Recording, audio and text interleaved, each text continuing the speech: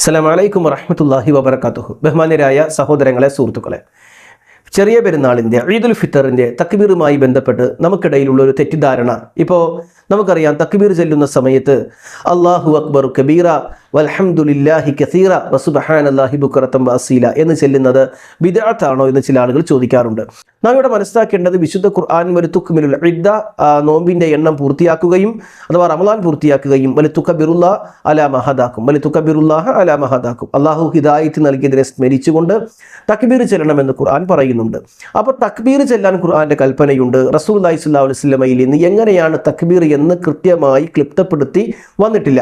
എങ്കിൽ പോലും സ്വഹാബികളുടെ ഫിഅലുകൾ പരിശോധിച്ചാൽ, മഹാനായ അബ്ദുല്ലാഹി ബിൻ മസ്ഊദ് റളിയല്ലാഹു അൻഹു അദ്ദേഹം തക്ബീർ ചൊല്ലിയിരുന്നത് ഇങ്ങനെയായിരുന്നു: അല്ലാഹു അക്ബർ അല്ലാഹു അക്ബർ അല്ലാഹു അക്ബർ അല്ലാഹു അക്ബർ ലാ ഇലാഹ ഇല്ലല്ലാഹു അല്ലാഹു അക്ബർ അല്ലാഹു അക്ബർ വലില്ലാഹിൽ ഹംദ്. അബൂ ശൈബ റഹ്മത്തുള്ളാഹി അലൈഹി ഉദ്ധരിക്കുന്ന ഹദീസാണ്. നമ്മളൊക്കെ ഈ ഒരു തക്ബീറാണ് ചെല്ലുന്നത്.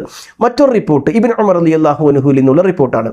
ബൈനമാ നഹ്നു നുസല്ലി മഅ റസൂലില്ലാഹി സ്വല്ലല്ലാഹു അലൈഹി വസല്ലം, ഞങ്ങൾ പ്രവാചകന്റെ കൂടെ നമസ്കരിക്കുന്ന സമയം, ഇത് ഖാല റജുലുൻ മിനൽ ഖൗം, അപ്പോൾ ഒരാൾ പറഞ്ഞു അല്ലാഹു അക്ബർ കബീറ വൽഹംദുലില്ലാഹി കസീറ വസുബ്ഹാനല്ലാഹി ബുക്റതൻ വഅസീല എന്നൊരാളെ വിളിച്ചു പറഞ്ഞു.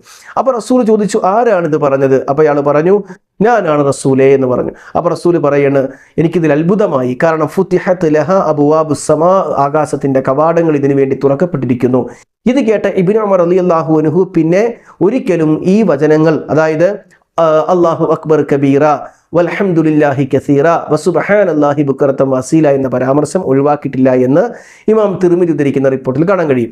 അപ്പോൾ അതുകൊണ്ട് തന്നെ അല്ലാഹു അക്ബർ കബീറ വൽഹംദുലില്ലാഹി കസീറ വസുബ്ഹാനല്ലാഹി ബുക്റതൻ വഅസീല എന്ന പരാമർശം തക്ബീറിൽ ചെല്ലുന്നത് ബിദ്അത്തല്ല എന്ന് മനസ്സിലാക്കുക, ചെല്ലാവുന്നതാണ് എന്ന് അറിയുക. മഹാനായ ഇബ്നു ഉമർ റളിയല്ലാഹു അൻഹു ഒക്കെ ചെല്ലിയതായി നമുക്ക് ചില റിപ്പോർട്ടുകൾ കാണാൻ കഴിയും. ഇതാണ് ഈ വിഷയത്തിലുള്ളത്. അല്ലാഹു അനുഗ്രഹിക്കട്ടെ. അസ്സലാമു അലൈക്കും വറഹ്മത്തുള്ളാഹി വബറകാതുഹു.